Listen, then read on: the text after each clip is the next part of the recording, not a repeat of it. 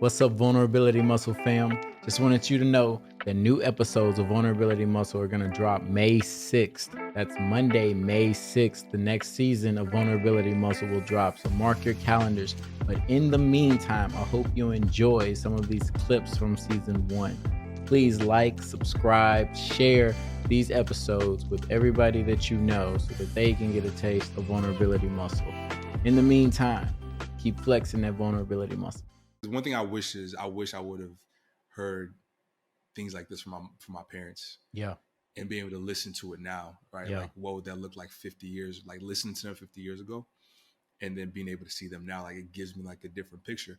So I want to be able to save these conversations, especially that we have, being able to pass it down to like my kids, and like maybe hopefully they can pass it on to their kids.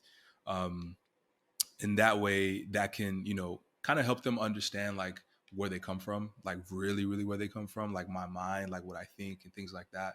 And I think this podcast is definitely one I'm going to be like, hey, play this one first. So then they take me to the drunk tank, the town drunk tank. Yeah, instead of letting me go home like they do, like most of the other students, right? So then from there, I'm like, yo, like, please don't kill me, please don't. Like, I'm just pleading, right? And then next thing I know, I'm being rushed to the hospital, and the doctors are trying to figure out how much blood I lost, right? So that further put me in a state of, trauma, and I felt unsafe. I had to ask myself the question, who am I if people don't recognize me? Ooh. Like if people don't gravitate towards me, or if people are not, reaching out, trying to help me do stuff, or and that's been difficult. Yeah. If I'm being honest. And so I think the other part of this new life for me, man, is giving myself permission to go and find out. Yeah. Like, who am I aside from that? And know that the same grace that has followed me my whole life will follow me wherever I go. But the professor taught me so much about um, just looking inside myself, and it's okay to be who I am. I wasn't really portraying the person that I feel like I was, because I feel like nobody would understand that person, especially where I came from. Nobody would, like that person. So for me, I created this character to make me get through life. But once I learned to understand myself, I mean, to be okay with being myself and being my true self, then I was able to understand other people's vulnerabilities, why they may have issues and pains, and it's okay to have them. You got a line that says these self-imposed boundaries and limitations prohibit me from explaining my plight to other Black men. What if in any regard of life, in any aspect of life, what were those self-imposed boundaries, those self-limiting beliefs? It's a few of them, man. One is like you can't hug your homie the way that you want to hug your homie, without realizing that you're going to feel like you're being homophobic, Yeah. or let me say it right, I am being homophobic because I want to go up to my brother, I want to give him a hug, but instead we do like the church hug. Let's do the clap and let's just put the one hand on the back. When the reality is that what I know now is that every human being needs at least 8 hugs a day. And I generally don't think that anybody would just be like, look the other way and turn to me. I'm sorry, I'm busy. I could have easily done that, right? And so, but for me, that was a growing and learning experience, just from the side of, okay, like, because for one, I think you do 2 things if you ever get a chance to do that for somebody. I'm so sorry, I had a meeting to go to, but that moment changed that entire girl's course of life, right? And it did mine as well, because it was the first time that I remember. Fast forward to about a week later, the teacher that pulled me aside saw me again go back in for CIS, and she goes, "I just need you to know that little girl is in a better place because of what you did." And then genuinely, I felt like I did nothing. I felt like because all I did was I just translated, and I just basically held on to her until somebody came in and said, "Okay, we need to get you something like the right amount of help." you Right. know, and then losing my brother 6 years after the fact, July 8th, 2019. That was, I think that's, we that's the straw that broke the camel's back. That's what completely broke me and sent me down a road that in hindsight I didn't know that I was going down. Mm. Um, I got really um into smoking marijuana. Mm-hmm. You know what I'm saying? I At first I was angry because he was murdered. Like my dad just passed from health, but my brother was murdered. So like in my mind, it wasn't just anger, it was revenge. Yep. It was the fact that like something gotta happen. Like, something happened to my little brother.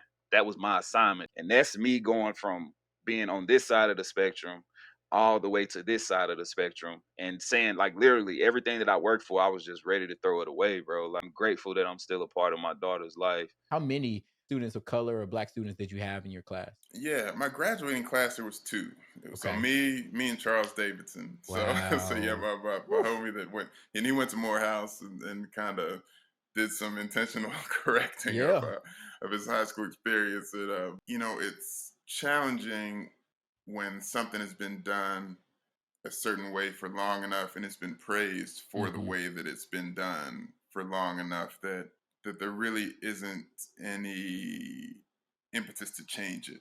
Like it's like this bookshelf where there's Ta-Nehisi Coates and James Baldwin. It's like if I was in a school where everything that I was being taught and the plays and etc., Yep. then of course you can excel a different way because Yep. it's all in your language. Right. Whereas as black kids, you're kind of, for one, you're sort of speaking the foreign language and excelling at learning the foreign language of white supremacy. Like Black people don't excel in those areas. You know what I'm saying? That's what I grew up with. But when I Right. came to Tennessee State and I started reading and finding out all these things that black men had done, all the successes that black men had had that they had hidden from me when I was growing up and coming through the high school level, they hid that stuff. They didn't teach that stuff in public school. I had to Mm-hmm. go to college, man, to find out Christopher Atticus. The only one you talk about in a high school was Martin Luther King.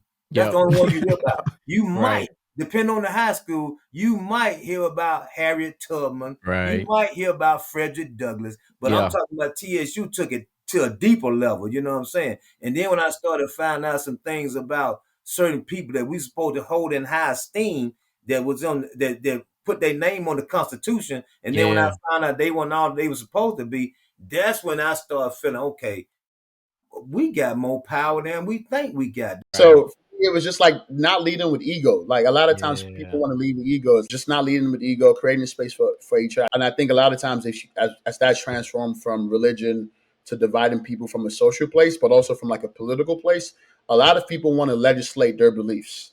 And Mm-hmm. for me, the way I've always looked at politics, well, not always, the way I look at politics is like my job isn't to legislate my belief system into the world. My Mm-hmm. job is to create enough space for everybody's different Views. belief systems. And if, as long as they're not hurting somebody, right? I think it's beautiful for Yeah. humans to operate it like that, because it just gets very weird. Like it gets very toxic and it gets really hard to adjudicate what's right and wrong.